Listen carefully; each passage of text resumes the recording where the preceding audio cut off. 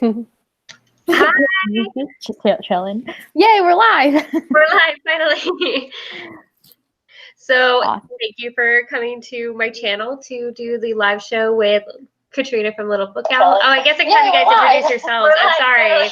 I'm brushing up on this. Thank you for coming to my channel. Somebody's got it playing. With Katrina from Little Book Owl. It's you, Red. Yeah, I know. I think I'm in case you guys wanted to hear me again, it's fine. All right. Where were we? Here. I know. I got all thrown off now by my own voice. So we are here for the live show for Days of Blood and Starlight by Lainey Taylor, and I have my two beautiful hosts. If you'd like to introduce yourselves. Who first? Who should go first? Me first. Okay. I'm Cassie from Miss Sassy Cassie. And I'm Kaz from Little Book Owl, and I don't have my dust jacket, so it's no point showing you my copy because it's really boring.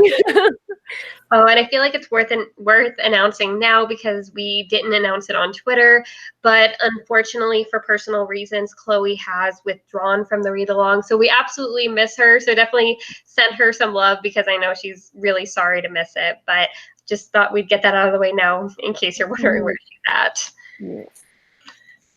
Definitely. How did you guys like the book? What were your star ratings?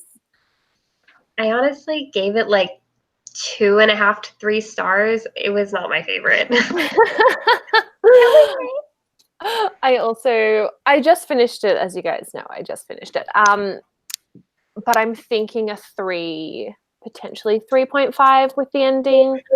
But yeah, the ending definitely, I feel like, brought it back for me a little bit. I'd say it's probably closer to like a solid 3 stars because I didn't hate it. Like I didn't hate it. I don't even know if I would say I disliked it, but I had enough problems with it and I was really unmotivated that it really like pulled down that star rating for me. Ow. So I gave it a 5 out of 5 stars. I just saw your tweet as well. Just as in case anybody's joining us for this live show and they didn't watch the live show for the first book on Katrina's channel, this is a sequel. So if you haven't read Daughter of Smoke and Bone, this is not the live show for you. We'll start out with non-spoilers and then we'll eventually get into spoilers for Days of Blood and Starlight. So you're safe for now as long as you read the first book. And I think I'm the only one who's read any of these books previous to deciding to join this set of read-alongs. So I've read all of them, and it's very hard for me to listen to you guys talk about it. I'm sorry. Having read Strange the Dreamer is making me rate this harder because I know how good she is, and this just is not up to par in a lot of ways for me. Or if I'm really, really glad that I read Strange the Dreamer first for the most part because I'm not sure that I would have been that motivated to pick up Strange the Dreamer based on these books alone. It's harsh to say, I'm sorry.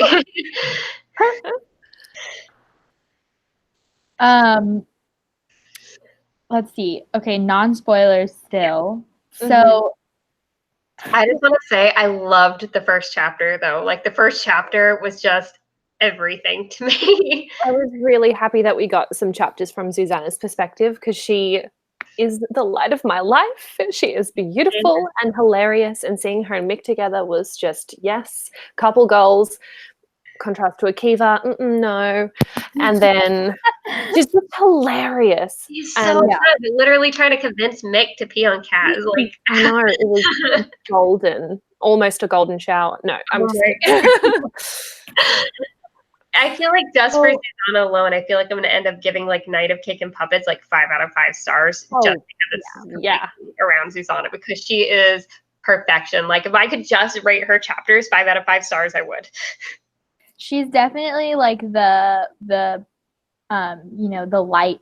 She's like the comedic effect, even though the comedic relief, even though she's not. Well, she is funny too, but like her and Mick just finally give you some like breathing room because this book is so dark. Yeah, and exactly. Just, like all sad and depressing. But also not even for the reader as well. Like they have that effect on the Chimera as well when they're in the camp. I loved I loved seeing the effect they had on people because they're just so good and so pure. Mm-hmm. And I love seeing the like the music brought into it, which we can talk about more in depth later. But like I love there's a few different parts where we get this, you know, discussion of music and how it brings happiness to people, and I just yes, ow. I feel like we should probably just warn for spoilers because I'm having a really hard time coming up with what to talk about without spoiling. Yes. So I guess that's officially, we are now in spoiler section. Yeah. So if you don't want to be spoiled or you have any way and problem with that, like I would just step out now and we'll miss you, but we understand. Exactly. Right. So I would say Akiva improved for me, but only like in a bare minimum, very slight sort of way.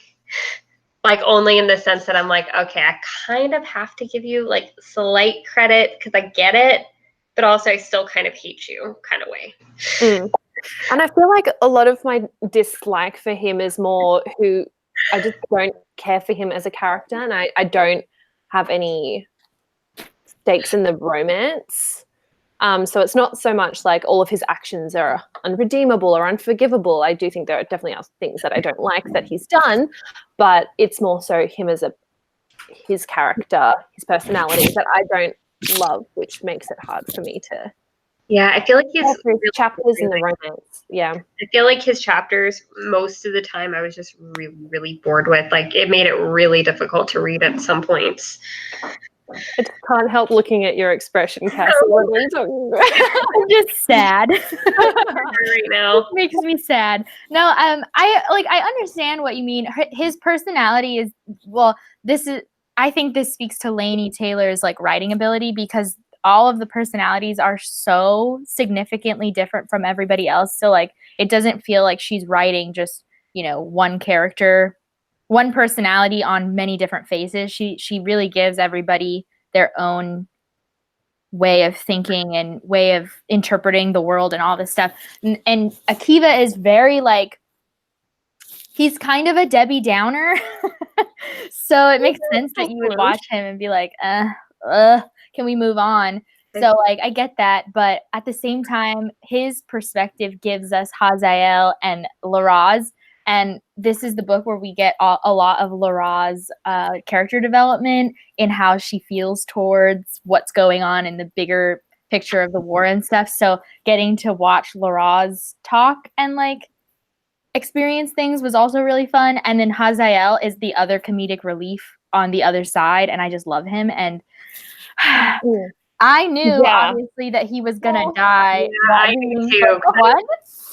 And so reading book one, I was just like, God damn it, I'm not ready for that. Like I know it's gonna come. And I couldn't remember which book it was gonna happen in. I didn't remember. I remembered how it happened and how like they bring him back to Karoo hoping she can save him and stuff. So I was prepared for all of these things to happen, but I didn't remember that it was gonna happen in this book until we got there, and I was like, oh no, it's the scene. I didn't want to experience it yet. That is the thing. I did feel like a lot was really predictable, but I don't say that in like a bad way though. Because I mean, I don't think it's any of like, oh my God, this is the most predictable thing you could have done. I don't mean it like in that way. I just feel like I did see a lot of it coming, like Hazael, thank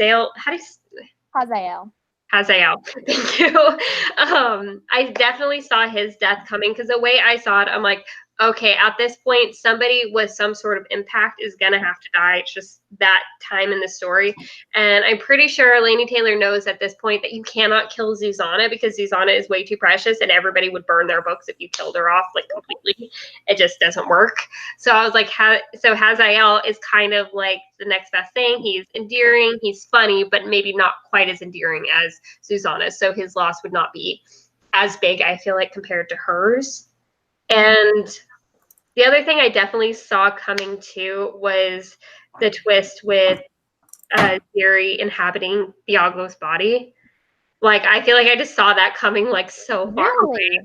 Yeah, I don't like. Very I just interesting. literally, you can see like annotations, like pretty like maybe not like in the beginning of the book, but fairly early on, I would say in the book, and I'm like, oh yeah, like somebody's gonna have it Thiago's body, and a little later, it's like, oh, it's definitely gonna be Ziri because that's like her main, companion here. Nah. Did not pick up on that early enough. Yeah, I did. I mean, obviously, this one was a reread, so I knew that that was where we were going. And it was really weird to reread that scene, the first one where you don't know that he's not himself yet. Right. And he like just is back to life or whatever. It was really weird reading that the second time around. But the first time, oh my God, totally out of left field. Did not see that coming. And I remember being so like blinded by rage that he was still alive again. And during that first scene before you know that it's Ziri. And so, yeah. He's so gross. I hate him. I know. Oh my God, like that was such a. I don't know about you guys, but that was like a really difficult scene to read. Like it was just. Mm-hmm. I mean, I'm glad that she was able to protect herself, but it was just, and it totally, and don't get me wrong, like, I feel like it 100% fits with Thiago's character. Like, it was not, like, I didn't feel like it was just thrown in there just to have, like, this violence against women sort of thing. I didn't feel like it came across that way, in my opinion, because it felt very in tune with who Thiago is. He's creepy Yeah, from the first interaction we see of him in book 1. Like, he's creepy in that magical scene, so... And they definitely, they carry that through because I feel like he's just the type where even if Akiva never came into the picture with her and they did end up together, if she just he just strikes me as the type who wouldn't care if she said she wasn't in the mood one night. He would just, go through it anyway. He's a very standard, his way of thinking is very standard abuser way of thinking. Like he also, there's this line, I'm going to have to go look for it because I want to quote it perfectly, but there's this line about him, how he basically is trying to get her to realize that the reason he killed her was because he was so in love with her the first time. And I'm like, so you're an abuser. That's what happens. Yeah. People are abusers. It's definitely her fault that he acted that way. And the thing is that he probably believes is that he loved her. Oh, here it is. And he condemns her for being lustful toward the angel, but it's literally all you felt about her was lust. You wanted her as an object you could control, and when she didn't immediately just fall under that, you did the utmost you could to try and make that happen, even before Akiva came into the picture. Yeah. There's one line in the book that I just really liked, in that I feel like sort of sums Thiago up in a way, is a part where it says, his smile, it was wrong, like he'd learned it from a book. Like that right there, just, it was that is just Thiago in a nutshell. Exactly. Yeah. I found the quote. He spoke softly. You gave me no choice, Karoo. You know that. But I might have done things differently, and I know that. I wasn't myself, Karoo. I was in love with you. And to see you with him like that, you drove me a little mad. Ugh. And so he murdered her. What? That is not an excuse. Oh, I hate everything about him. Oh, he's nasty. I remember being so scared at the beginning because they were showing him being really soft or whatever toward her, which we obviously now know is was a complete ploy.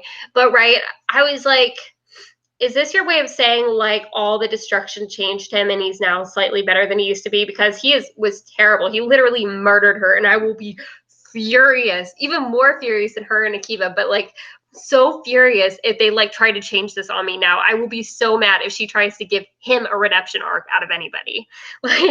Yeah. No, but she wrote him so well, so skeevy and gross in a dominating, powerful position and stuff. And I think that's why this book is so hard, because I mean the whole plot of this book is hard because everything is going to shit, nothing is going well, everyone is dying, and on top of that you have this gross man in charge who is creepy and has already murdered our main character once. Just so manipulative. Yes. Okay, so that was interesting. I have a question for you two because I obviously I saw it coming this time around, but I don't remember if I saw it coming the first time. Obviously at some point we get the reveal that Thiago has been lying to all of the Chimera and telling them that she's the one that gave away the secret. And that's why everyone is calling her a traitor, is for this bigger betrayal than just being an angel lover. Yeah. And she thought that everyone, hated her, and he was telling her that like everyone will come in their time and blah blah blah. Okay, when did you see that coming? Like, where was it obvious that he was lying to everyone? I don't remember, but I do remember, like, well before it happened, I remember actually having a conversation with Katrina about this, and I'm just like, I was like, I don't remember her telling Akiva. I remember Thiago telling Akiva, like, while he was torturing him. I was like, am I wrong? Am I misremembering that? And I'm like, maybe it's possible Thiago is just, like, lying to everybody, and that's why they're all angry, And I remember, like, distinctly, like, bringing that up because I thought it was crazy, I'm like, I thought I was, like, totally misremembering, like, the second half of the first book. So I don't remember exactly like where we were in the storyline at that time. I think it was something about her feeling guilt over, Akiva like telling everybody their secret. I'm just like, I don't understand. And I was just genuinely baffled. So I don't know that I entirely thought that I was predicting it, although I was, because I just thought that I was misremembering.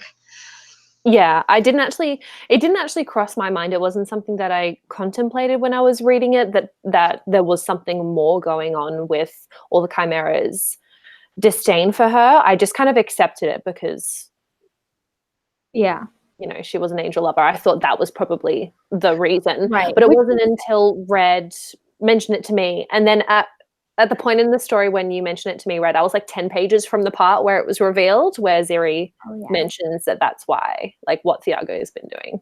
Mm-hmm. I also it was like, I do remember writing down when, I think it's when Razor is resurrected and he's the one that like comes at her and is trying to like hurt her when he first sees her, right? I was a little bit confused. The one thing that I feel like wasn't explained well is like, how does everyone know that Karoo is Madrigal? When did all the Chimera find that out? I mean, guessing Thiago must have told everybody. Yeah, but like, I guess, I mean, it made sense that everybody who was already alive knew, but like, who told Razor? I guess it felt like, whoa, wait, why would he go to her? Like, why would he be so angry with her? How would he know that it's her, I guess? I definitely noticed, I feel like I mean, don't get me wrong. I still think that as the writer on the whole, even with this series, she is very like eloquent with her wording and everything. And I still think that stands. However, I did notice some weaknesses in the writing that you definitely don't see in like later versions of her writing.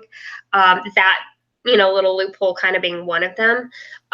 Also, one thing that I noticed, and this was something that happened like with a few different events, was how she would unroll secrets, I guess, because I totally expect that there's some secrets you're going to kind of save till they're going to have like dramatic effect, such as what was one of them, like, the Brimstone's message about all the souls under the temple, right? That's one of them. Or the fact that Akiva thought that Karoo is dead because he'd found the thurible.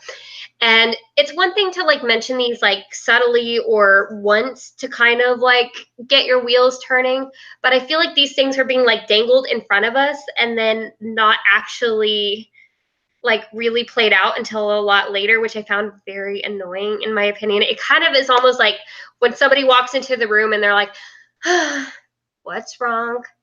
Oh, nothing. Okay. Wrong? Nothing, I'm fine. Just tell me.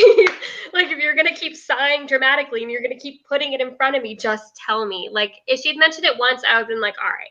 Or if she'd more subtly weaved it in there, but I kept feeling like she was going like, oh, the message, the message, the message, the message. I'm like, that's so interesting that's like how you read it. Because for me, it was why both times why I like couldn't put the book down, because I'm like, because every time, like, we know every time they mention it, there is a little bit more. but then they switch perspectives on you, and you're like, now I need to read this in order to get that. But then by the time you're in that perspective, you're reading something that's interesting, especially like the last third of this book, I would say, is when everything is happening all at once in all the perspectives. And so you're like dealing with Akiva planning to kill Jaram, I think is how you say his name, and then jumping back to Karoo, who's almost getting raped, and then you're jumping back and forth, and all of these things are happening, and you can't look away. Definitely, I would say those other parts definitely kept me reading in like the last part of the book. But it was just, I don't know, I feel like just how you could have led up to the reveal of the message just could have been a little bit more organic. Yeah, I agree to an extent. In the case of the Thurible containing Issa rather than Brimstone, that one I understood, obviously, because Akiva was separated from Karoo for the longest time. And I found that the reveal that it wasn't Brimstone a surprise, because I was like, surely it's him. And then, but in the case of like the message that Issa has about all of the souls underneath the cathedral, I just didn't understand why she didn't tell Karoo straight away and why she was keeping it a secret. Like, I couldn't understand her motivation. Waiting. Yeah, I didn't like. I just didn't understand why she was keeping it from Karoo. To me, it felt like she needed to Karoo. Okay, so we have this backbone of Brimstone knows that Karoo can do this, but Karoo never thinks that she can do this. Like, she constantly is questioning if she's the one that can make this happen, or if she was making the right choices the first time, all this stuff. So to me, it felt like Issa knew that she couldn't put it all at once. She needed to let Karoo know Brimstone's dead and let her grieve that and let her like accept it before she could be like, also though, there's thousands of people that we need to save, and you need to figure out how to do it. I felt like she was being kind of a maternal figure in that, like, let me give her step by step and let her process it. I definitely see that, and I definitely agree with all of those things. I just think on a personal choice, like not personal as in writing wise, just like if I were in this situation sort of thing, I kind of feel like they're not really in a position to have that luxury. I mean, they do in this sense because she can physically write it that way. But I just feel like they're literally in this situation where you don't know what's going to happen. You're around a lot of untrustworthy people, and you don't know when you're going to be separated from people, when someone's going to die. And what if, Thiago turned a lot sooner, or he really decided to get rid of Issa as a threat before she ever got to tell Karoo the message, all because Karoo wasn't quite ready to hear it, and then she never would have received the message. And it just seems like, again, that sort of taking their time with it just didn't seem like a luxury they could really afford. It works out, but I can see why, like, how does Issa know that there's time? But I feel like Karoo has a pretty good, what's the term? Finger to the pulse of Thiago's thought process. Like, except for the fact that she didn't figure out, like, I think for the only thing that was weird to me was that Karoo didn't figure out that Ten's suggestion to teach her how to be a resurrectionist was to get rid of Karoo. Duh. Like, yeah, clearly. Obviously, she's trying to learn it all so she can take over. Yeah, there were so many times I literally just wrote duh, like really. Yeah, I did too. But other than that one little, like, what? I feel like Karoo is necessary. Thiago cannot kill her. And the only reason that he gets to the point where he feels he needs to is because she tries to get the Chimera to rebel against him. Like, that's what's the word I'm looking for? Oh my gosh. Like, the change. That's the moment where he goes, oh, I need to get rid of her. And that's why he goes takes her to the ravine thing and tries to rape her. And he's probably planning on killing her after that. He just can't control himself. The thing is, like, Ten didn't know how to, like, resurrect at that point. No, yeah, but that is like that's him in rage. Like that's him reacting to the fact that she tried to essentially get the Chimera to overthrow him. That was the response to that. In until that moment when she tries to do that and almost succeeds, he knows that he needs her, and that's why realistically all he's going to do are these quiet threats. He's never going to actually hurt Karoo. She realizes that Zuzana and Mick are very not safe, and that's why she gets them out almost immediately once he makes that threat. But that was the other thing I thought she was really dumb on. Like, I was surprised she didn't do it sooner. Yeah. Yeah, he literally walked them up right to Thiago and says, "I care about these people." When he had prior to that had no leverage really, other than maybe like threatening her life, which clearly she's not, that concerned with. Like, you literally handed him leverage. You literally could have kept to your original plan. He would have just assumed they were basic humans and they would have walked back. And you literally just walked up and said, "Here are people I care about that I'm now placing under your control." Yeah, I was surprised that she wasn't a little more anxious about Thiago using them as leverage beforehand, before he made like a very obvious threat. I was like, surely you would have thought of that by now. Right. Yeah. It's just... But then we wouldn't have gotten those awesome moments with Zuzana and Nick and the I know. That would have been gold. I just think from a common sense standpoint, it's a little like... Yeah, I love it. That part was... I loved how easy they made it, just to like, they just like go look for food and, happen upon someone to mouth that they want food, and like they go so smoothly into it, and like the Chimera are fascinated by them. It really humanizes the Chimera host, the whole army, rather than just the ones that we know. And honestly, like, if you were to look at these, like, I don't know if you can tell just how many pink ones I have in there, but like, as far as character annotations, I have more pink ones, and that's Zuzana's color.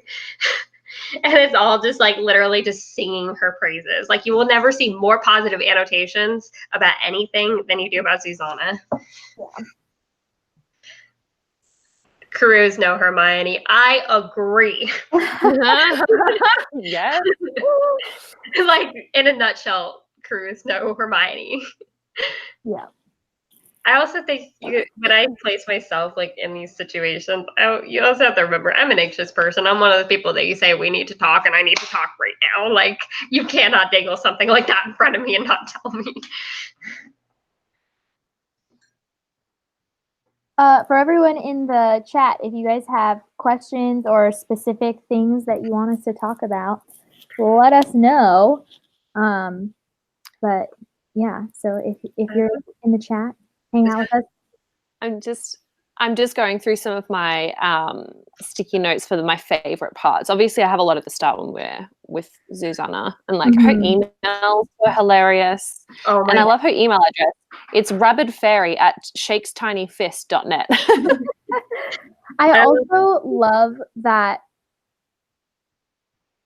Zuzana figured out the riddle that was not a riddle. I know. Like, that just, to me, it was like such a best friend move. Like, yeah, of course you guys know each other well enough to like figure something out that wasn't even on purpose. And it was also refreshing that the best friend, like, once the main character discovers this whole other side of her, this whole other world she's a part of, like, her human best friend doesn't just fade into the background. Right. Like, Zuzana's here to stay, and she's not letting you go anywhere. Yeah. So she's going to find you if you're missing and you don't hear from her for months. Yeah, I think she comes to us with her. I feel like we're just obnoxious with our own best friends. Like, we're all Zuzanas when it comes to our best friends. Like, we're not very good at like dealing with like long absences at all. We're like, where the hell have you been? We're talking. And then when Zuzana and Mick do come to the camp, the Casbah, for the first time, and Karoo's bringing them into the room, and she's like, innocently, as they move past her, she added, "Oh, and don't trip over the body on the floor." Just super casually. That made me laugh.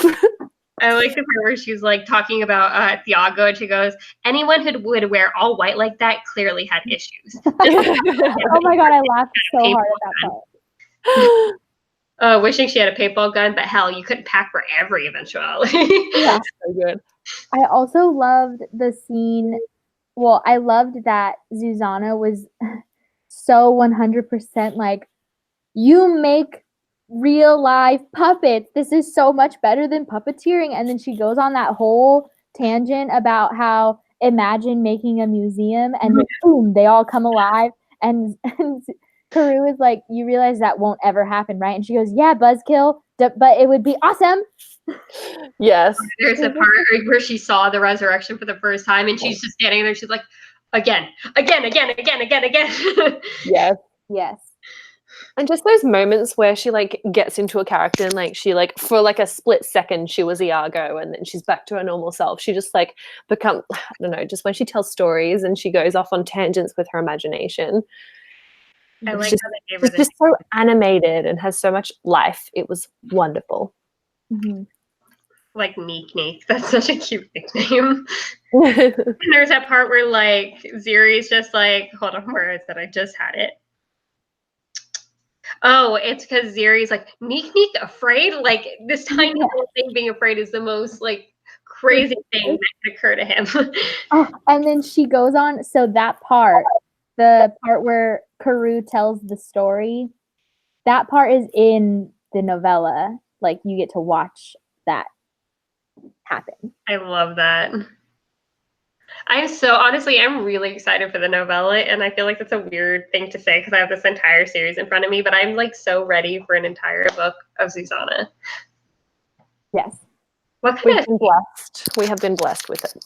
What kind of chimera do you think like Zuzana would be?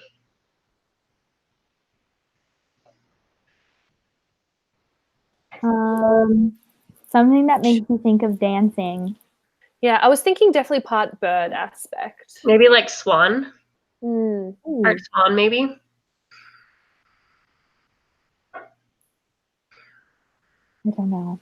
I was also just thinking about Issa. She's one of my favorite.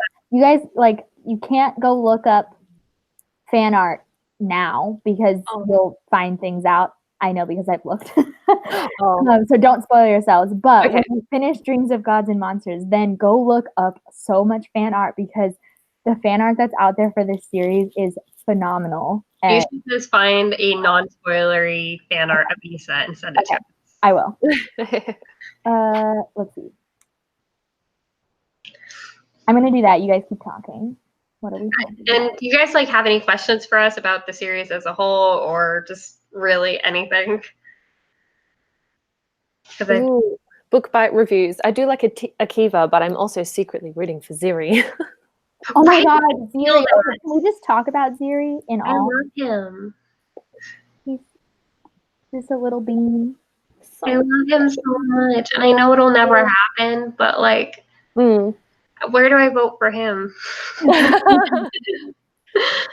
He's so awesome.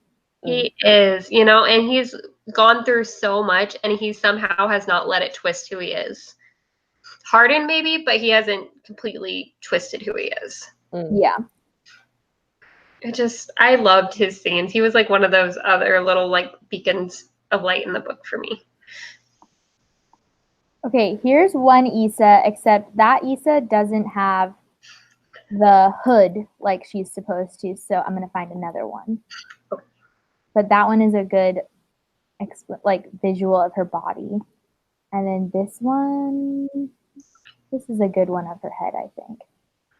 I feel like where I'm hoping the third book will go, there's a question in the comments about that, because I asked where the third book will go, but I feel like where I hope the third book will go will be not where the third book will go, because I'm just so biased about certain things at this point that I realize that my hopes are not. Okay, what are your guys' hopes? I'm going to do this.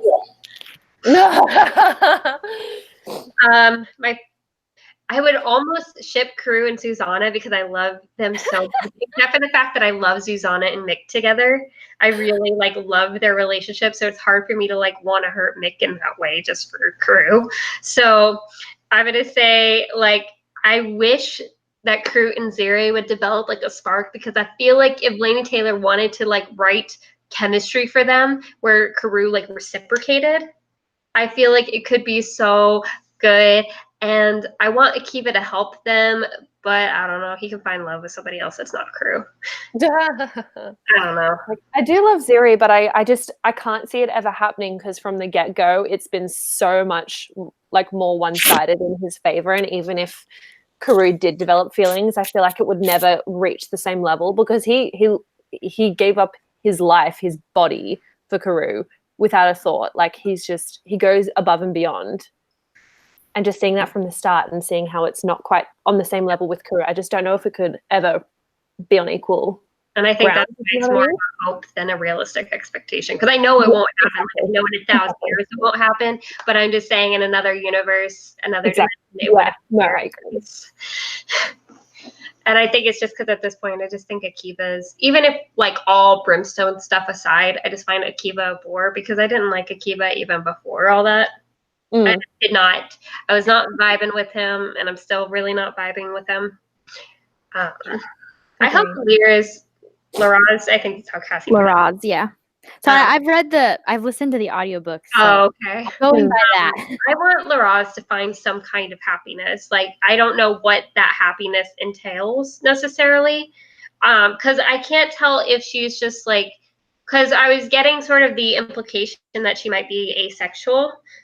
So I can't tell if she's like actually asexual, because they never said that, but there was some like pretty big. I remember that part. I couldn't tell if it was a case of that, or if she's just so hardened and like mindset of a soldier that it's not something that she doesn't know how to like open her. I couldn't tell if she was like actually asexual, or if it's just an intimacy issue. Like she doesn't know how to open herself up like emotionally to people outside of her brothers, who are the only two people she knows how to trust. Yeah. So I couldn't really tell. So whether it's romantic or not, I just want her to find some form of happiness and security, because honestly, her insecurity, especially now that bad. I know. Ow.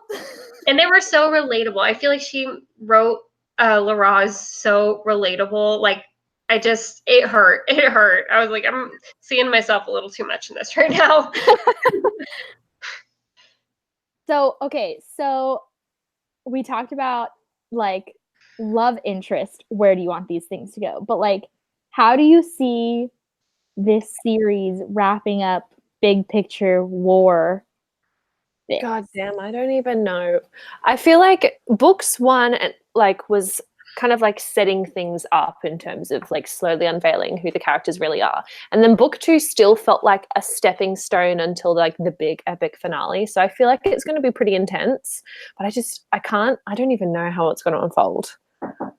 I don't know why, but I keep like imagining, how do we pronounce his name? Jael? Jael.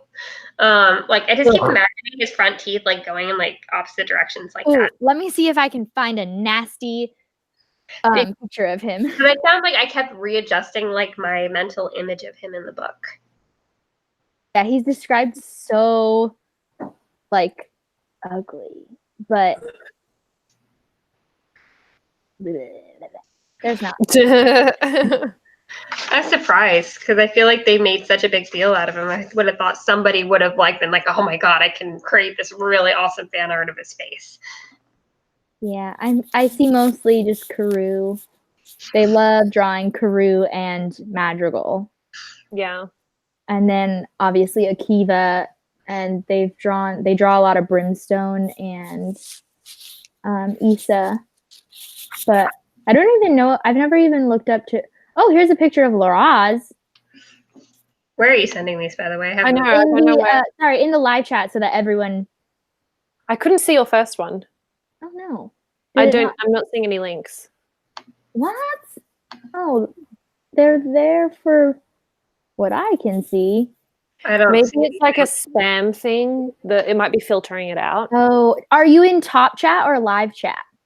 I'm in both. Go to live chat and see if you see them there. Okay, there we go. Yeah, it is. Jesus, why am I allowed to do these things? Okay. Yeah, then now some of the comments I was seeing in there make a lot more sense knowing there were links. Yes, yeah.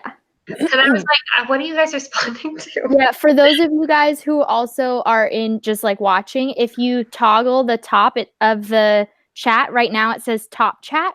That's where it automatically goes. And if you click on that, it'll give you the option to go to live chat, and then you should be able to see everybody's comments. And there's not enough people in the chat to make it, overflow, so you can't keep up.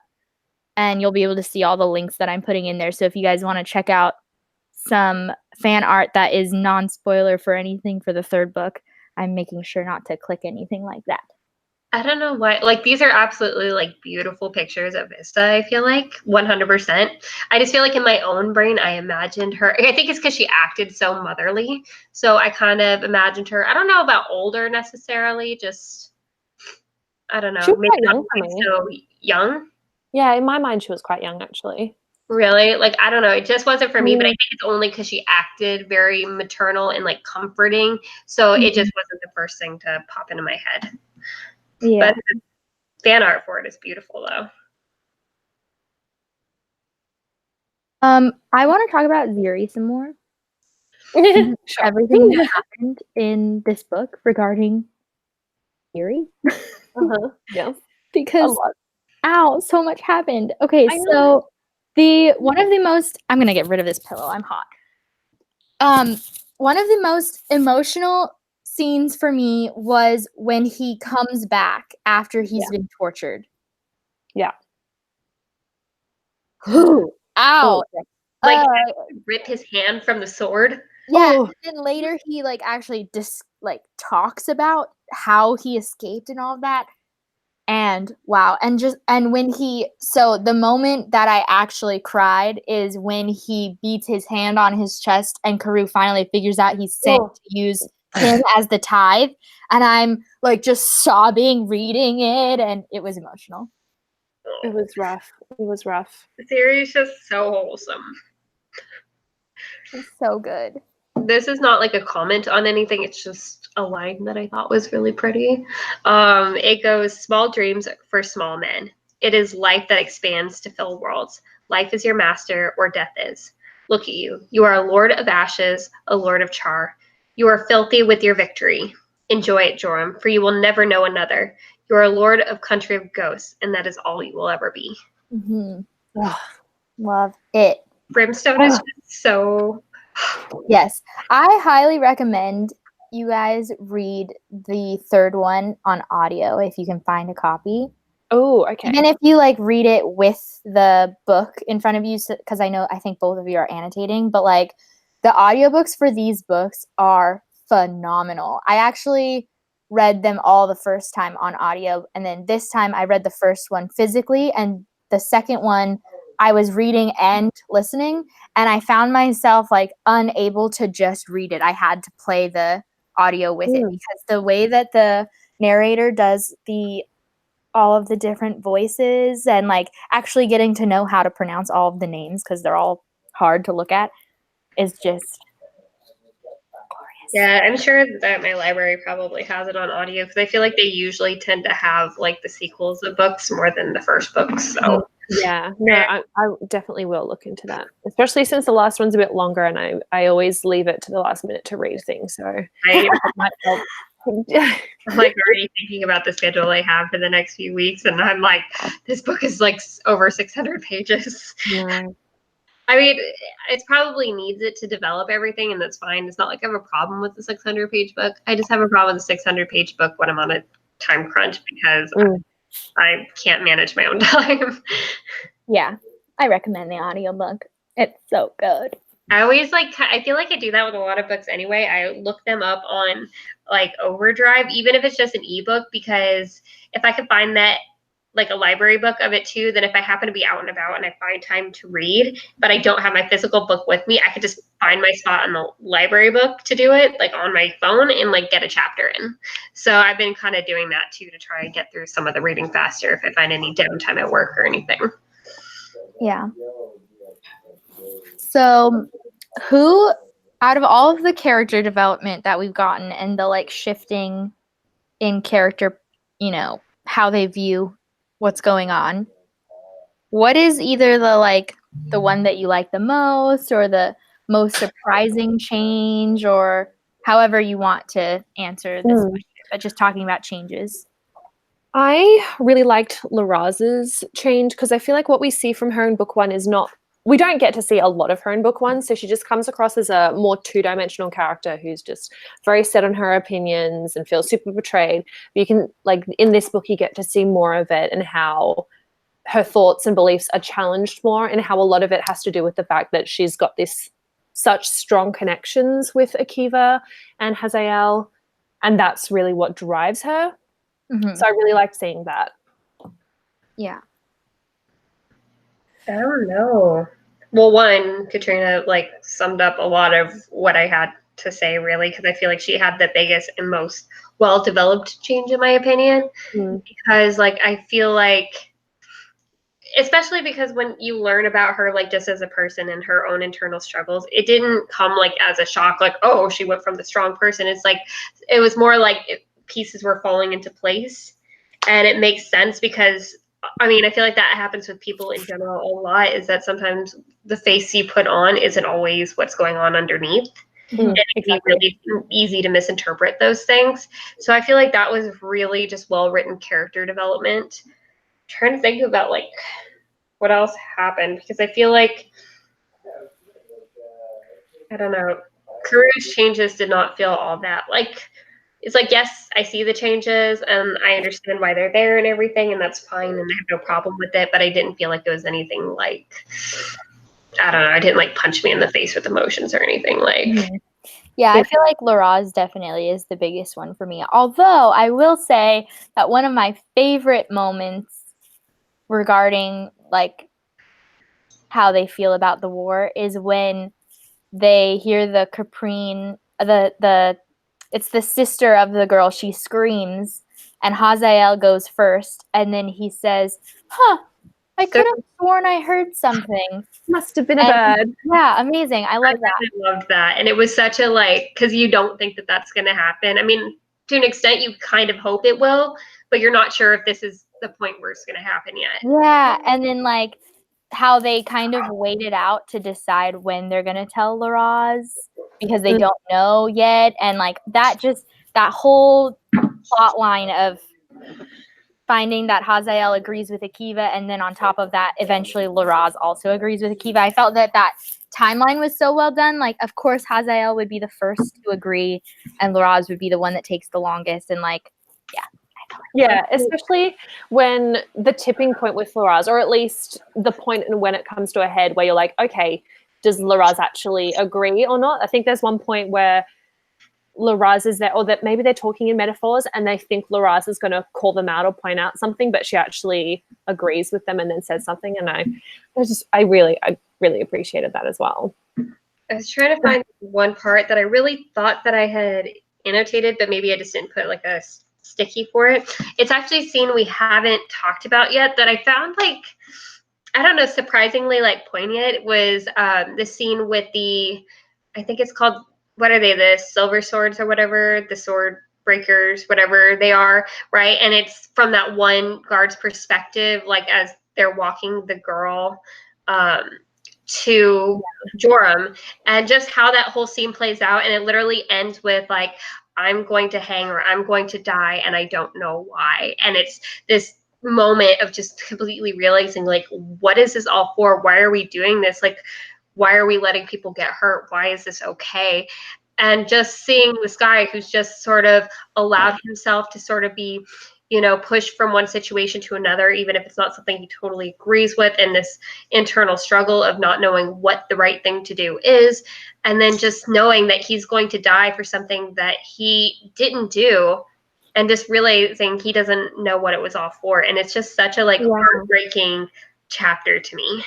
I totally agree. And one thing I really appreciate about Lainey's writing style is obviously it's multiple perspectives. Like, we predominantly get Karu and also Akiva and Zuzana's perspectives, but every so often you'll get a chapter from a totally random character that we've never met before. In that instance, and in another instance, it's just that one scene that we're with them. But she does such a brilliant job of making you empathize with them and caring about them, and you learn enough about those characters in this short span of time And then often it's a really tragic ending for them, which is super depressing. Right. That early scene you're talking about, it was another angel, and she's the one who says, maybe we should just let them go. And all the soldiers laugh, and she kind of tries to laugh it off too, and then they end up getting trapped by the revenants. Yeah, exactly. Yeah. So those two sets of scenes, along with I want to go more in depth with the Speva. Yeah, I found that really interesting. I found oh yes. Oh God. What was his name? What was that other chimera that Dash. Oh my God, yes. I was like, yes, he's going off and like joining the revenants and going to fight the rebels, and then it just ends the scene as like he did join them, and he was also burned alongside them when they were like he was killed alongside them, and then but he's in the Thurible.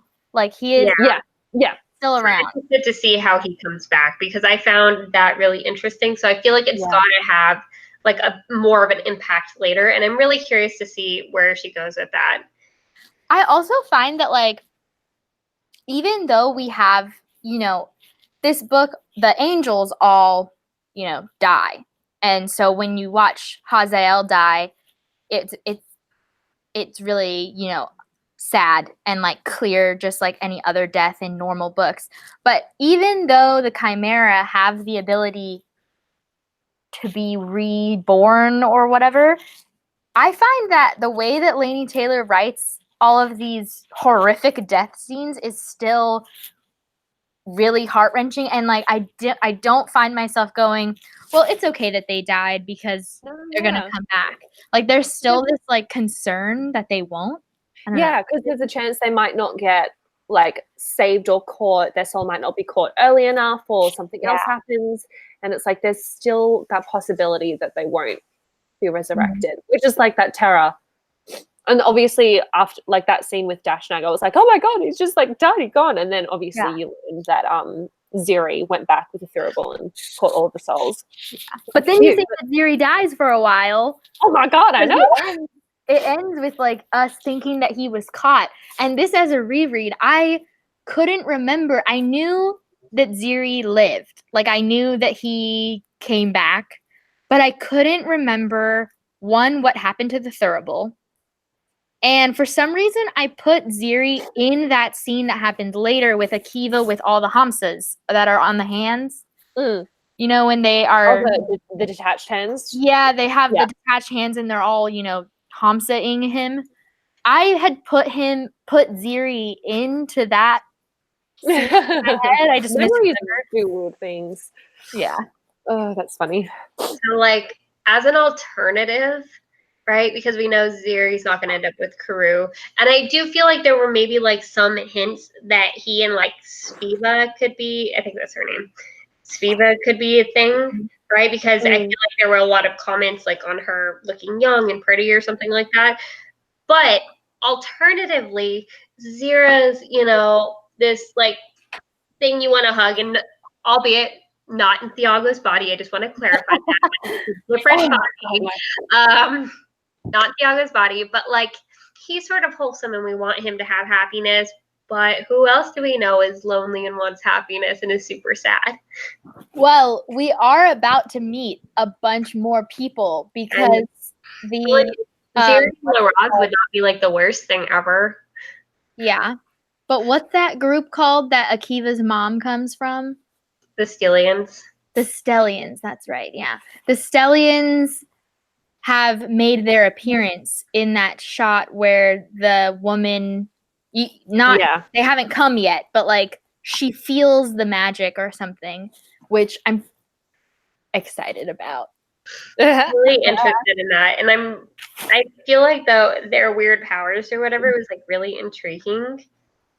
But also, like, I do admit, it's got to be really tough for Akiva, like, suddenly getting these newfound powers and then losing them and then not getting them back in time to save your brother. Like, that sucks. Ow. So painful. That sucks. I'm like, I'm not even a Akiva fan, but it's like, I feel you in that situation. That sucks. Like, that is so rough, and it's totally not his fault, but, like, how are you not going to feel like that? Yeah. Hazael. That scene... especially the first time that I read it, when they show up with the body and Karoo is like, okay, he'll be Chimera, and they're like, fine, got it, great, as long as he's human. That part is so important too. Like the fact that they just want their brother, they don't care that he's the wrong species or whatever. And then they didn't get a thurible, and it just it hurt. So it's like, you always like had this tiny little hope like that you'll somehow, I don't know, like trip over his soul at some point, but it doesn't work like that. And I feel like you can't bring back everybody. Like you just can't, because at that point it starts to be a little bit of a cop out. Yeah, well, and the way that you wrote that, like when Hazael died, I was like, oh my God, he's dead. And so for me, it was like, okay, I'm grieving this death. And then all of a sudden, she gives you that little spark of hope. And just like President Snow says in the Hunger Games, hope is what's dangerous. And so then all of a sudden, you're like, oh my God, he's going to live. And then you get broken down one more time. And you're like, ow! Double heartbreak, sorry. It was just, like, how dare you give us that? And even still, when it's like, oh, we didn't have the thurible, and I was like, but that's okay, maybe they came in time. And then he said it's been over a day, and I was like, no. That's why I feel like this storyline is still like, it gives you anxiety when the people die, because you can't just like long term leave these dead people out. You have to take care of it. Even though they can be indefinitely in a thurible, they can't be indefinitely dead on the ground. So like something has to happen, and I think that's why it's well done. Obviously, like down to Crew's name, the whole theme is like the power of hope. But the thing about hope is that it can, accomplish a lot of things. It can move mountains, so to speak. But the thing about hope is that sometimes things don't always meet it. Because it's not guaranteed. Yeah, definitely. Ashley asked about Misbegotten and Silver Swords, and just like their rankings. And the only thing that I know well enough to be able to describe is that Misbegotten are all bastards of Joram the Emperor. And so because they're all bastards, they're like the bottom of the barrel, but they're the best. They are the best trained and the deadliest soldiers, but they are the lowest rank, and they are not allowed to like marry, or they're never allowed to stop being soldiers. So they're kind of enslaved. They don't get any sort of payment for their work and stuff. And then the Silver Swords are the ones who all work closest to the Emperor. They're the ones who are, watching the concubines as they go through that. What was it called? Parade? Fancy, security. Yeah. And they're all picked based on their looks. They're all like 7 feet tall, and they all have a certain look to them. And but they're not great swordsmen because they never have to fight anything, because they're just all day. And then you get the Dominion that are sort of somewhere in between, because they're also, a force to be reckoned with, like on the battlefield. But unlike the Misbegotten, like they have some status. Yeah, the Dominion, right? They're not bastards. Yeah, they're not bastards. So they're the ones who were given like trophies and medals and stuff when they beat Laura Mendy and took Laura Mendy down. And that's what, there's a scene somewhere where Akiva talks about the woman who's a Misbegotten, and she argued for the Misbegotten to be given medals as well. And the Emperor was like, nah. That was the one that had gone off to the Sicilians, right? I don't think she actually was sent, but they were thinking about it or something. Well, because also the one that come back, like they were saying that she was she took people out to go and find the other people. She was sent off. She was. But before that, she's also, I'm pretty sure it's the same woman who volunteered to go to Jael's tent when he requires one. Was that the same person? I think so. I'm not 100% sure. Although she's Misbegotten. I remember one, they were like, Laris is like, oh, I wish I was like, that, could walk out of there with my head still held high. But then I remembered them describing the other one, like almost like, yes, she was a bastard the same as the rest of them, but she'd been around a lot longer. She had her hair cropped short, like all that, and she was like, and they described her being very masculine. But at that stage as well, none of the Misbegottens would have been called into Jael's because he couldn't touch them. Except that the one did. But what? Because I think Oh no, she wasn't just It's a God. different. That went, Yeah. went Yeah. there Just with different it. God. She just volunteered so that other girls in general that were allowed to be picked from at that point didn't have to. Yeah.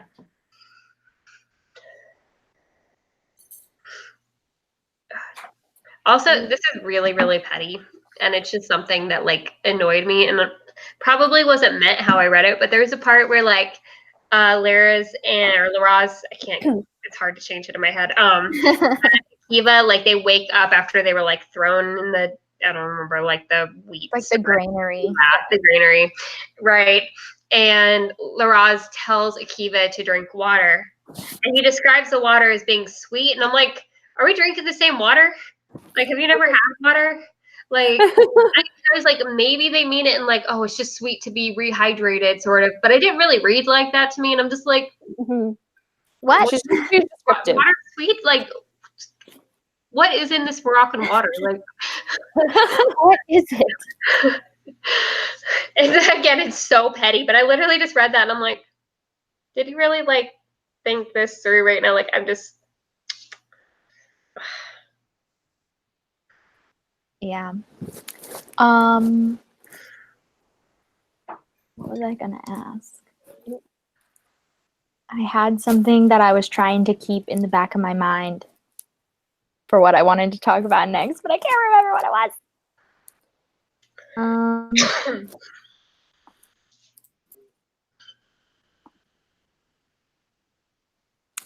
was. So nope, it's not coming. Rude. Maybe you need to go take a shower and just like come back. All I have in my head are the Stellians because the people, our friends in the chat, are talking about the Stellians, but we talked about the Stellians. We can't talk about them anymore. We don't there's know. not really a lot to talk about yet, other than the little bit we already talked. I think that was bringing me to the whole scene with Akiva, Laraz, and Hazael killing Joram, and then Jael killing Japheth, the son, and then all that. So how did we like it? I didn't like Japheth's name. Japheth. Oh, it was hard to. Yeah, no. It reminded me of Jafar. Except Jafar is easier to say. I read it on the page. It was like Japheth. Yeah. She does a good job of making you not like him in like a very short period of time. While using the girl as his bodyguard or like his God, yeah. It's like, really, dude? Really? You're a little bitch. Yeah, that whole scene was like, it's so painful to like get through all of this like glorious moment of him killing the emperor and then realizing that he played into the hand of Jael. I'm like, God damn it. Also, like, it was funny because I'd forgotten about the Stillian. So when they said like, when he's all like, I'm just eager to start my next war. Like my first thought was like, really, you're going to go to war on the humans, right? And that was like, because I totally forgot the Stillians even existed. So I like automatically thought that he meant invading the humans. And then they're like, oh, he wants to invade, the Stillians. And I'm just like, oh, I guess that makes sense. Does he not know about the human world? Because it seems like a really like big thing he would want to conquer. But whatever, like to each their own.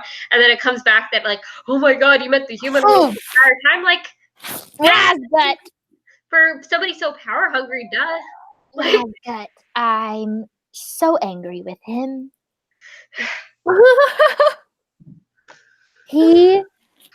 I am so angry. I knew he showed back up. I knew he was pivotal because it's a reread, but I was still so mad when he showed up. And I was like, you're going to ruin everything. I'm just so angry. When is he going to die? Like, I don't even remember if he dies, but I really hope that he does. Because oh my God, yes, Razgat is just disgusting. He is just like the whole slime of the earth. For more things to convince you to listen to the audiobook, Razgat is worse in the audiobook, in my opinion, because the narrator gives him this creepy, like high-pitched voice. Honestly, like I don't know if have any of you guys ever watched oh my God, I'm like totally spacing right now. What the heck? Well, okay, so this is like my like nerd another area coming out here, but there's the anime that's Full Metal Alchemist Brotherhood, and there's like this one part where like one of the villains becomes like this like when he's like getting defeated, I don't remember the character's name, but he turns in this weird like green sort of slug thing with this really high voice. It's both creepy but pitiful and like weird, and like that's how I imagined like Rosget this entire time was like this one character. I'll have to see if I can find a picture, but it's just a description of it and everything like reminded me of that, and then just like the way he spoke. It's just that weird, pitiful, but you don't like them sort of thing. Like, definitely. He just ruins everything. I'm so mad about it, and I think that Jael didn't know about the human world until Razgat shows up, and nobody knows that Jael knows about the human world because none of the Seraphim know except for Hazael, Laraz, and Akiva because they went to go get Brimstone. But I don't think that they told everyone where they found Brimstone. They just bring Brimstone back for his death, I think. So until Razgat shows up and tells Jael about the blue-haired girl who's the resurrectionist who brought him back and about the human world and all of the things that he knows, until then, Jael and Seraphim didn't know about the human world, which just pisses me off that Razgat is such a horrible little creature. Just has to spoil all the fun. I know. How dare There you? was a lot of fun being had before. Yeah. Seriously, you cannot everything. you cannot accept it. You're just not wanted, okay? Yeah. You can't. I am really interested though because Razgat is this like very old fallen angel, and I don't remember off the top of my head what is going to happen with this, and I really want to like know his backstory, even though he's this gross thing. I want to know like why is he fallen? What happened? I want to because there's more of them that were fallen as well. So I'm like, what happened with all of them? What did they do to cause them to have like their legs broken so they couldn't walk away and their wings ripped out? I would be kind of interested in a novella about Razgat, just because I don't know that I like Razgat specifically, but I just feel like he would have an interesting backstory and you would learn so much about the history of the angels through his story. Yeah, definitely. A lot of history there, for sure. I feel like we're getting close to wrapping it up. If anyone in the chat has any last minute things that you think we've missed talking about, let us know. I remember that little thing, yeah. The anime thing? Yeah, I didn't know it was green because I read the manga, so I wasn't sure what I'm talking about, but yes, I remember. Ugh, so nasty. While we're sort of waiting to see if we have any questions or anything, we could talk about how the third book, Dreams of Gods and Monsters, is what we're reading this month. And the live show will be on the second weekend of June, probably Saturday PST at the same time, 7 p.m., which is Sunday 12 p.m. in Australia time, AEST. Although that's tentative, so if it changes, it changes. We'll keep you updated on Twitter about that. And it's on my channel, which is Miss Sassy Cassie. So you can go and subscribe to me and Katrina. And if you haven't subscribed to Red yet, you're on her channel. So hit the subscribe button. And I lost my earbud, so I can't hear anything. Red has frozen. Oh no, she disappeared. We're on her channel. We can't leave. Okay. I know. I was like, how do we finish this? We were just wondering how we can end the live show if you're gone. Yeah. No, because remember, I told you guys that like my internet's been going in and out so well, and I was like, what the heck? And I looked over, I'm like, of course, stupid Wave. If you live in Washington, just screw Wave. Like, so annoying. That cuts out so much. We just went over like where the next live show is and the tentative schedule of all of that, but I see some questions that we've got, so let's go through these.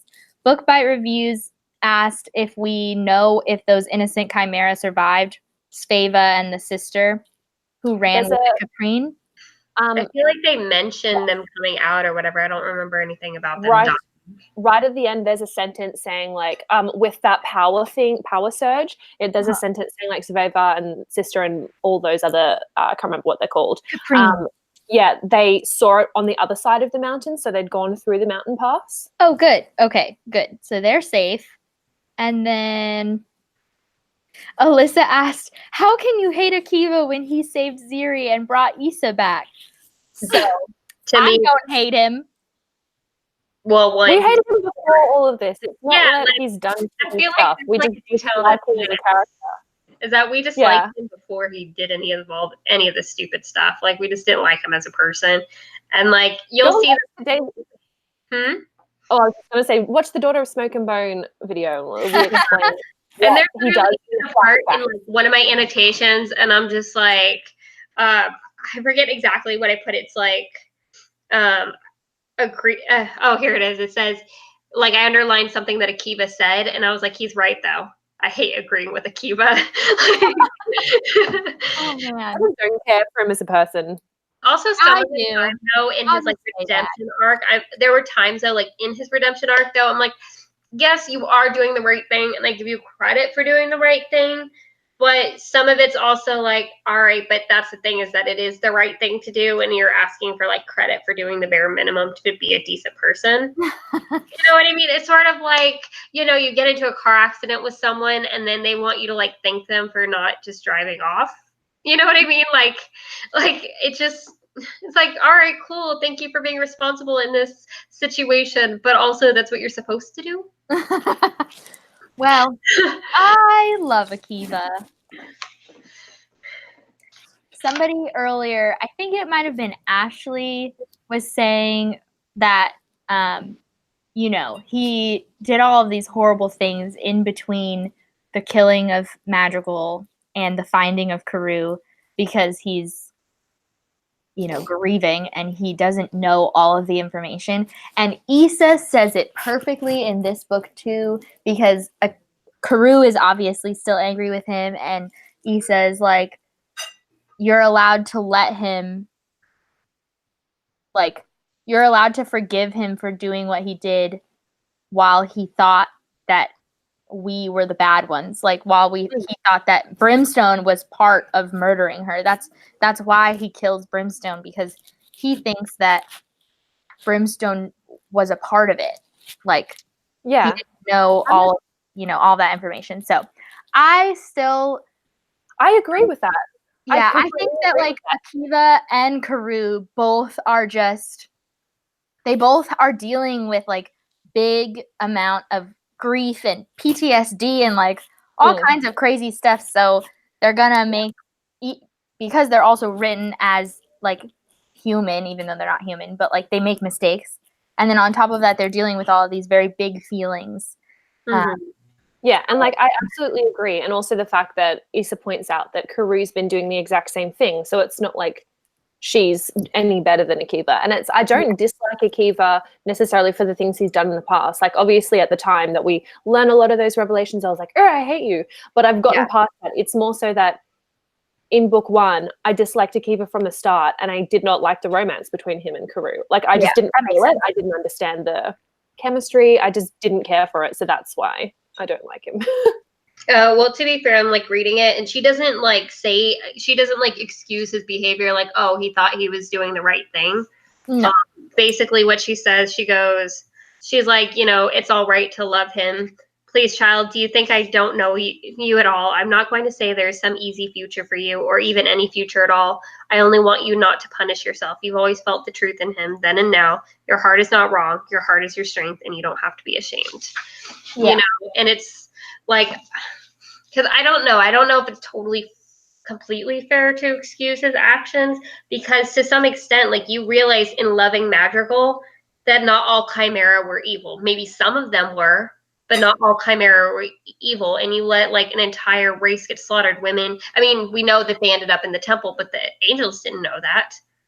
You know, they were killed basically and were supposed to Evanesce and all that. Like they had every intention of coming through and slaughtering everybody regardless, and they continued to do that. You know, and I think even if you saw Brimstone as the enemy, like what does that say for everybody else though? I have things I could say. Because realistically, so like, although Akiva is the one who brings the information of how the revenants works, how the evanescence and stuff works, to the capital, whatever, the emperor, and he's the one who goes forward and gets Brimstone captured and all this stuff. Those are all actions that he does because he's grieving and because he thinks that Brimstone is at fault and all this stuff. But the bigger stuff is the avalanche that starts from what he started. But like, I would venture to guess that Akiva never really understood where his actions were going to head, because Akiva is a person who doesn't like killing innocents or that innocents are being killed. Maybe, but at the same time, it's sort of like, what did you think would happen with that information, though? You know, it's like knowing what you know about everybody. That's the part where I think that's due to his grief. He's not thinking about what the next step is going to be. All he's thinking about is, I want Brimstone dead. And Thiago. He wanted Thiago dead. And he wanted the I'm not saying that he should bear the weight as if he like completely like slaughtered everybody himself. Like I'm not going as far to make that claim, but I don't know if it's entirely right to absolve him completely. You know what I mean? And he's definitely like on his way to trying to like, you know, sort of rail back in a lot of that damage. And I give credit for that because you can't like go back and, you know, change the past, unfortunately, you know, but still it is one of those things. It's like, yes, you were grief stricken, but also you have to like just kind of accept that part of your actions did lead to the fact that you left a whole lot of other people also grieving for their loved ones, you know, who were also, you know, essentially slaughtered or going to be slaughtered, you know, and that you might not have, you know, physically done that, but, you know, you did have a hand to play in that by handing that type of information over to people you knew had every interest in slaughtering them, you know, and it's just, and again, he's working on making up for that. He is, I would still say that it's a pretty significant mistake to make. And I feel like sometimes it can be really, really, especially with love interests in particular, and when they're beautiful and all that, it can be really, really easy to sort of gloss over that. But I'm just saying it'd be a really hard thing for me as a person in real life to encounter something like that and be able to, like, I feel like Karu's reaction is appropriate.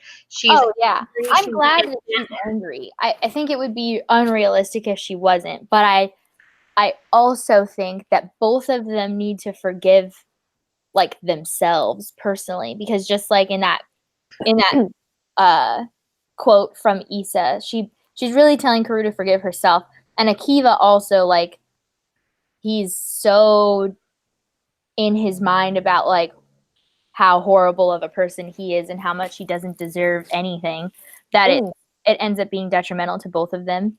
And I think this book is where we're seeing that pivot into them recognizing, like, we've both made these huge detrimental mistakes, so now we need to work on making a better world like we wanted to in the first place. Because like Karu has also taken part, just like she is constantly talking about, she's taking part in like making these monsters and having to be okay with whatever Thiago is planning that she doesn't know about, but she's still not insisting on asking questions. And I definitely think having her do this, it sort of levels the playing field between them. And I 100% agree with that, you know, because at this stage it would be hypocritical.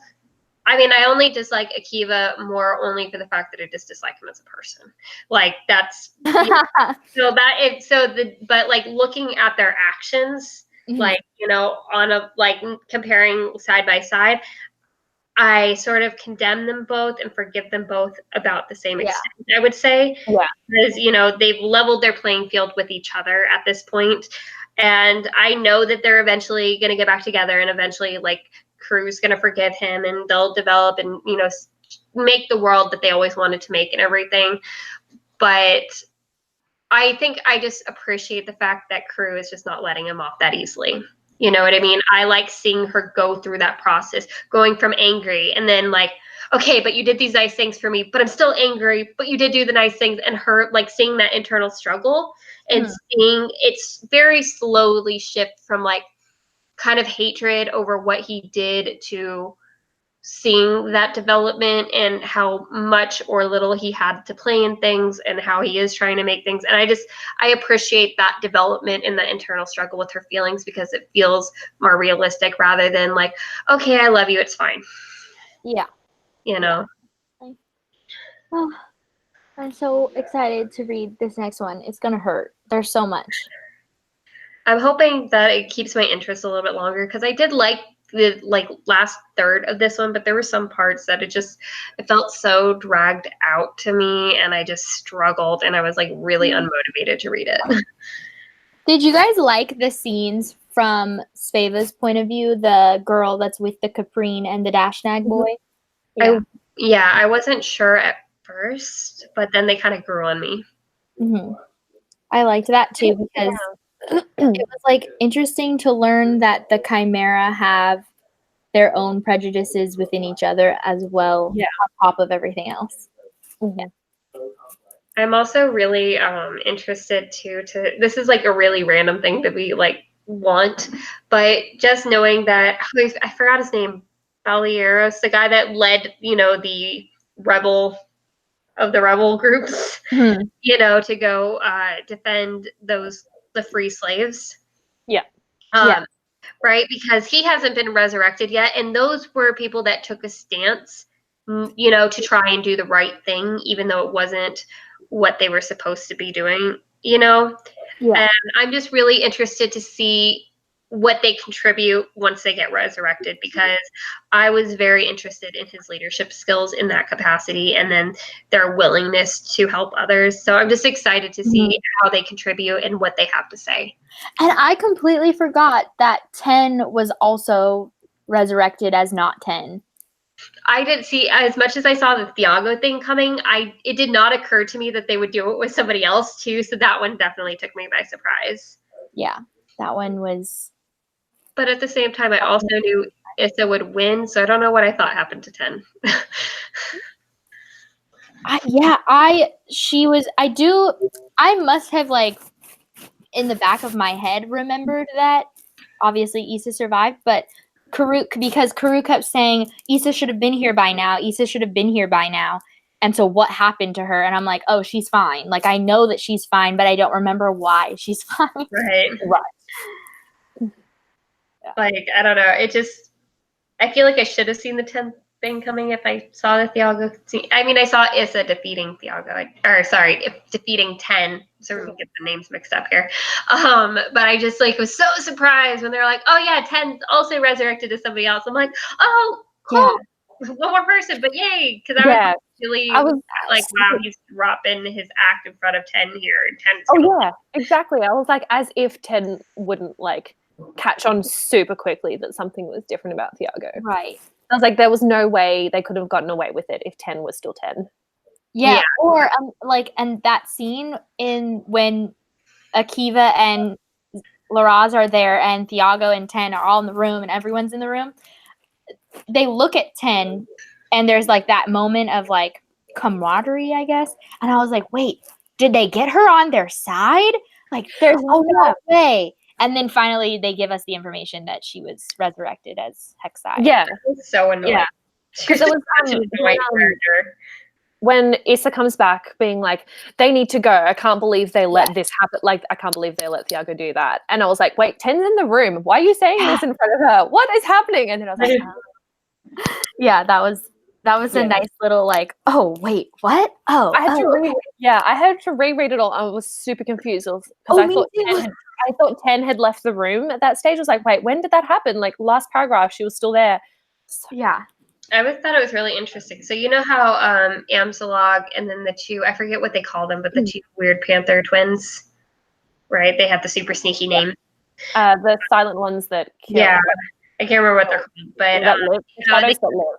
Yeah, and then they take Crew's side, and then they're like killed for it. And somehow like them being able to get Amsalog into the pit or whatever wasn't that surprising to me. But I'm like, these are supposed to be like really sneaky. Like they have a lot of skill here. Like they've killed like entire camps full of soldier angels without anybody like seeing anything. They literally didn't stir from their sleep or anything. Like, how did you guys end up getting killed by Thiago? Like, my thought was that Thiago tricked them, saying that they needed better bodies for their mission, or they needed to do something. They need to be resurrected into a different body for a different purpose for going off on their mission. Though, like, I thought that was a really weak excuse because they're just going to,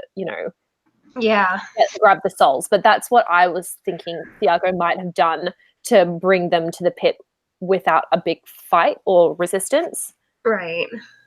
Are you talking about the shadows that live? And yeah.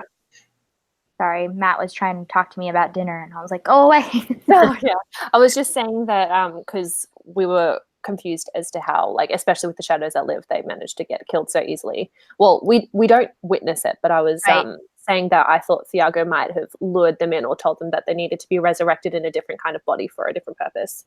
Yeah, because I could see that. I would just like, obviously it happened somehow. I would just feel like with them it would have been more difficult. Yeah. I did think it was really interesting too because they had that divide and it wasn't this like super dramatic, like half the room, was on Crew's side or anything or took Crew's side. But it just really like for these smaller characters, it suddenly gave them so much development as characters in one moment. Right? Because suddenly these characters that, were kind of just in the background, you now see them as cowards, like you see them as, not being that much farther below like Thiago on the morality scale. I was so sad that What's-Her-Face didn't come fast. Side. Yes. That was very upsetting. And I get that they're scared, and I don't know. Like, I don't know what I would do in that situation. I would hope that I had like the strength, but I do understand that fear, but I don't know, at the same time, like a lot of them being there and they knew what Thiago was going to try and do with Carew. And it was just allowed to happen. And I just don't know how like I could in good conscience, at least, I don't know, like even if I knew I couldn't succeed in helping, it's hard for me to imagine like just being able to walk away from something like that. But man, they don't trust her either. Like he's put it in all of their minds that she's the traitor. No, but something like that, it's like nobody deserves that, So hard, yeah. 10, Alyssa quickly asked, were you going to answer it? I was just going to say, it's kind of like Thiago's like henchman. She was, was forced to shadow Carew and was being super insistent. Other wolf. Zuzana calls her the other white meat. And she's the one who it keeps asking Carew to like teach her how to become a resurrectionist because that's the whole secret plan that nobody figured out. You know what? This is like really, really random, but it was just something I thought while reading. So there's that part where Carew distracts Ten by telling her the story of Bluebeard. Yeah. Yes. I was just thinking like how cool a Laini Taylor retelling of Bluebeard would be. Like I feel like that would just be such an awesome retelling. A gender bent one? I don't know. Maybe a gender bent one. I don't know. But just like in general, like some kind of like a Bluebeard retelling through the lens of like Laini Taylor's mind would just be really cool.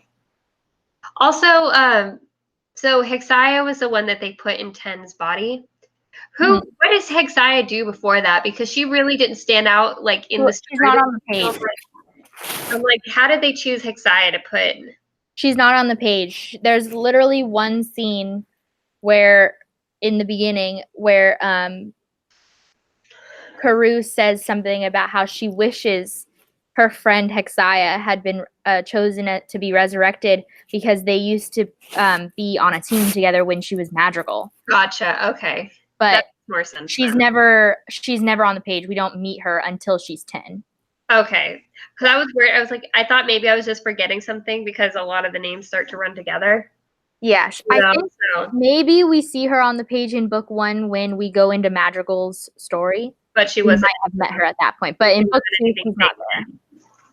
because she didn't stand out to me in book 1 either. So Yeah, she's a very small character until she becomes 10. kind of like how Ziri was like maybe.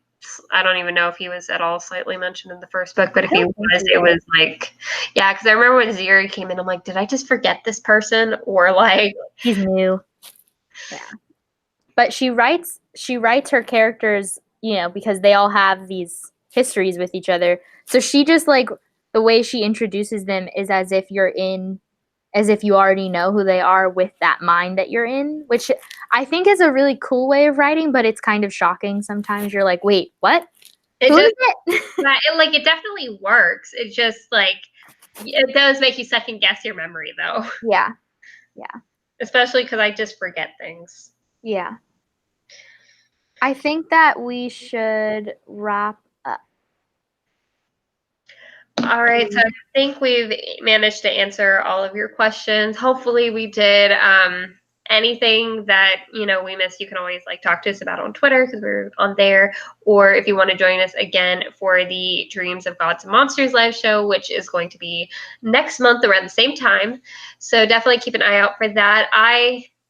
Even though I didn't like, I guess finishing thoughts, we can go through finishing thoughts overall. Even though I didn't totally love this book, I feel like the parts that I did love, I really, really loved. The parts that I didn't, not so much. But it does make me really curious for the next book, though. I'm definitely like intrigued to see where everything goes. Mm-hmm. And how it wraps up and everything. Yeah, like Laini Taylor does a good job of leaving you on a note of like, it's not a total cliffhanger, but it's like, okay, this is like the calm before the storm almost. Even though it didn't end calmly, but you know that they're going to be regrouping and preparing for a much bigger fight. Mm-hmm. She set up the scene of this new and even bigger problem of going into the human world. So now we're like, oh, well, what now? And I'm definitely a sucker for some good battle scenes. Yeah. And she introduced the Stellians at the very, very end, and we like don't have any information about them other than the fact that the one woman like felt Akiva's magic, and that was it. Have you ever heard there's like that, I forget who said it, but basically this guy's advice on writing is that if you're going to say there's a shotgun on the wall in chapter 1, somebody better have used that shotgun by the last chapter, right? And it's like a really like famous piece of writing advice, basically saying don't like include stuff that's not necessary if it's not, you know, going to be followed through on later. And I feel like Laini Taylor is really, really good about following through on things. Like even if something seems unimportant now, she'll either, for the most part, wait to introduce it until it's going to be significant later, or she finds a way and always remembers to bring it back. So we're like, oh, that's what that was for. Yeah, exactly. Definitely. All right. Well, it was awesome talking about this book. I freaking love this series, and I'm really excited to read the next book. And the live show is going to be on my channel. And like we said, we think it'll be about this time on the second weekend of June, but we don't have an exact date and time just yet. So follow us on Twitter at DO SAB. Read along. And we'll see you guys in about a month. Great. Bye. Bye.